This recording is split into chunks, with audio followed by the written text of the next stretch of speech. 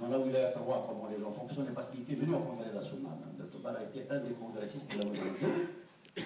Il m'a dit que moi-même, j'ai rassemblé les hommes en wilaya 2, je leur ai dit, celui qui veut faire la prière, il l'a fait, celui qui veut faire le carême, il le fait, mais nous sommes là pour mener un combat et libérer la nation. Donc c'était une...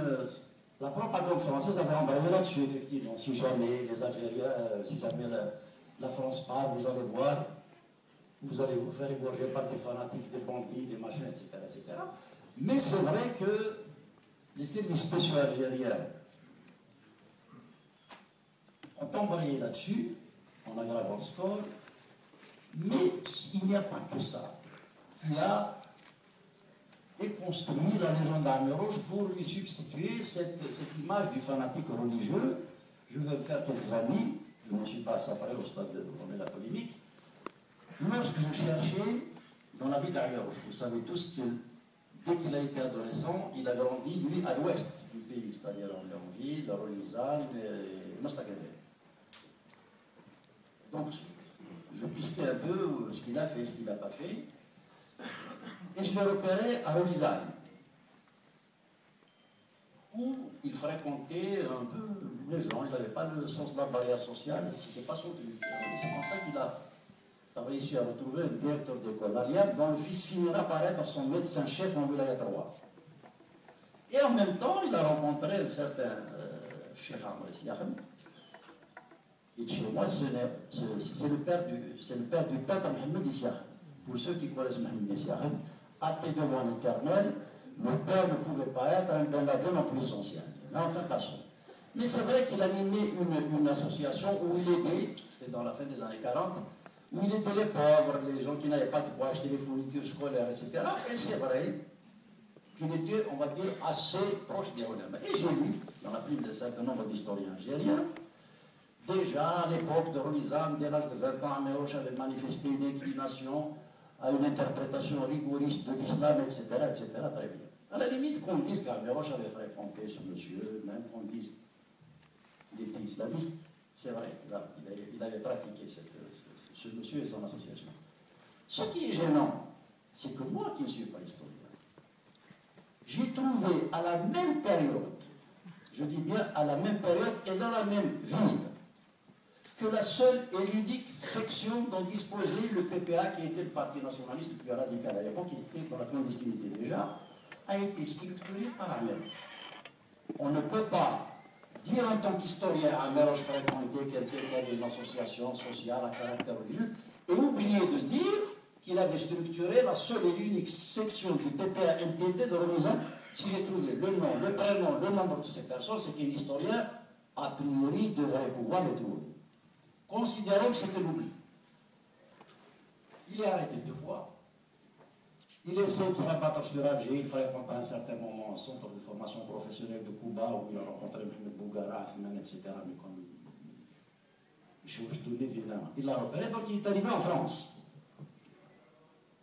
C'était au moment où il y avait une crise énorme dans le PPM, des centralistes, etc. Et Armée Rouge avait une espèce de philosophie du combat qui disait les querelles de chef et de chapelle, on s'en fout. De toute façon, il faudra bien qu'il s'explique un jour. Nous, notre rôle, c'est de mailler la base. Ce n'est pas le jour où nos chefs, où notre parti aura besoin de passer à l'action qu'on va commencer à savoir où est le rédacteur, où est l'organisateur, où est le communicateur, où sont les fonds, qu'est-ce qui est celui qui a l'arme, etc., etc.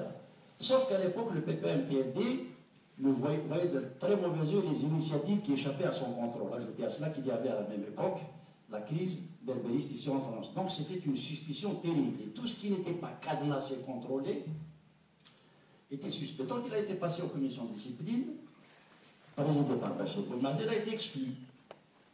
Mais il continue à dire qu'il faut travailler dans le cadre des partis, même si on doit l'affronter, on va l'affronter dans le parti, etc. Mais on lui a fermé les cellules. Et c'est comme ça qu'il a appris qu'il y avait une association dirigée par un certain Yalaoui, pas Youssef, vous connaissez, c'est son cousin. Tapaf, Mdiyan, Zitouna, Namid Farhat Abbas, Ahmed Francis, ils étaient persuadés jusqu'en les années 55-56 que l'évolution dans l'assimilation pouvait être possible. Armée Rouge rentre là-dedans et j'ai retrouvé un homme qui a fini par être ministre d'ailleurs après l'indépendance qui était là. Il m'a dit, il est rentré 3 mois après nous, On ne sait pas comment on l'a transformé en coordinateur. Au bout de 3 mois après, il a détourné l'association, ce qui lui a valu de se retrouver chez les policiers français parce que le vieux chef commençait à paniquer de voir ce travail de subversion se faire dans cette association. Les historiens algériens ont rapporté cet épisode, confirmant le fait qu'Ameroche islamiste était dans une association à caractère socio-religieux de Saint-Denis, en veux-tu, voilà. Pas de problème, vous pouvez l'écrire. Sauf qu'à la même époque, ici en France, Ameroche était en contact avec Didouche Mourad. Pour ceux qui ne savent pas, Didouche Mourad, c'est un des 6 qui ont déclenché la révolution pour 1954. Personne ne l'a rapporté. Sauf qu'à la même époque, la seule cellule du CRUA, le CRUA c'est l'organisation qui a précédé la naissance du FLN, la seule cellule du CRUA qui existait à Paris, c'est Ameroche qui l'a faite. Pendant qu'il exploitait les locaux de l'association pour faire un peu diversion. Je n'ai pas trouvé un historien algérien qui ait fait part de cette activité arabisante ou de cette activité d'Ameroche en contact avec des douches morales ici en France, avec la cellule du CRIA, qu'il a mise en branle dès l'été 54, puisqu'il est rentré à l'été 54, juste avant le déclenchement de la guerre. Alors moi, je veux bien ne pas faire de procès d'intention, mais on ne peut pas ne pas noter ce genre, disons, de lecture pour le moins sélective du parcours d'Ameroche. Je vais aggraver le score, je lis de la plume d'un historien que vous connaissez tous, je cite. Je peux vous en parler puisque j'ai rapporté ça dans ce livre. Hein. C'est un écrit. Ce n'est pas une discussion dans un café pour dire que c'est un dérapage verbal ou bien quelqu'un qui n'a pas entendu. Quand on écrit, on est supposé faire un peu attention à ce qu'on pose sur une feuille. Zérout Youssef, le colonel, donc, le premier colonel d'Aoulaouatou, qui a participé au Congrès national, a laissé la ville de Sétif parce qu'il ne voulait pas affronter Ameroche, chef de la Wilaya 3, responsable d'une république islamique sanguinaire, militaire, Hassoun, etc., etc., etc. Quand on est historien, on peut avoir des tentations, on peut avoir des préférences, mais on fait gaffe au moins à la chronologie des faits. Du vivant de Zérout Youssef, Ameroche n'était pas responsable de la Wilaya 3, c'était Mahmoud Saïd qui était responsable.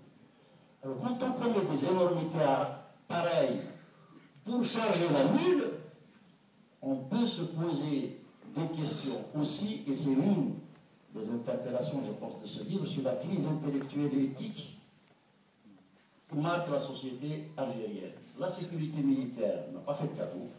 Ils ont donné une image rigoureusement inverse du parcours et des actions d'Ameroche, mais les intellectuels, y compris les historiens, ont à tout le moins accompagné la propagande, même quand ils ont eu à souffrir de la même sécurité militaire. Donc, la désinformation, je pense que c'est une maladie assez largement répandue dans notre société. Alors, avant de commencer à donner la parole à la salle, une question. Quel est l'enjeu Ameroche aujourd'hui? En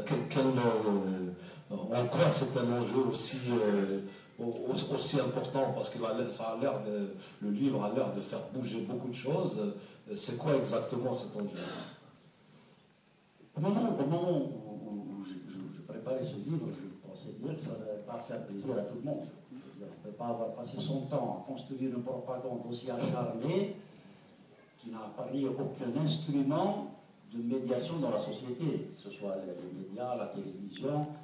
Je vous assure qu'avant-hier, je faisais une réunion comme ça à Marseille, et j'étais absolument atterré, et pourtant je pensais en avoir suffisamment entendu, une dame d'un certain âge me dire dans la salle ce que lui disait son enseignant du primaire sur Ameroche, dans une école publique. C'est absolument effarant. Effarant. Il passait son temps, il égorgeait des villages d'Arabes, le Hasson, on veut en voilà, c'est un sauvage, c'est un grec, c'est un ceci, c'est un cela. Je disais que le parcours d'Ameroche, à mon avis, est intéressant à découvrir. Je pense que nous avons une obligation morale aussi d'essayer de réparer